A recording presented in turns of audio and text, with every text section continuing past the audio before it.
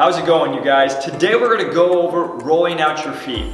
Now, I know this might be a foreign concept to a lot of you guys, but the feet are super important because we have a lot of connective tissue down there that are linked with our posterior chain or your hamstrings, your glutes, and some of our lower back. So it's really important that you guys are rolling that out to make sure everything stays in good shape. Now, you guys can use anything you guys want as far as a ball. We can use a tennis ball, like a little racket ball, or you guys can even use like a batting cage ball, whatever you guys have in handy. I like to, if I have the choice, go to a lacrosse ball, and all you guys are gonna do is you guys are gonna rock it back and forth, putting it on the foot, going side to side, and going forward and backwards, and side to side, and that way you guys can hit it from all angles. What you guys will notice is you guys will have some tight spots. Once you find that tight spot, just sit on it, and you guys can kind of help release what's all gunked up in there, and then you guys can move on to the next side.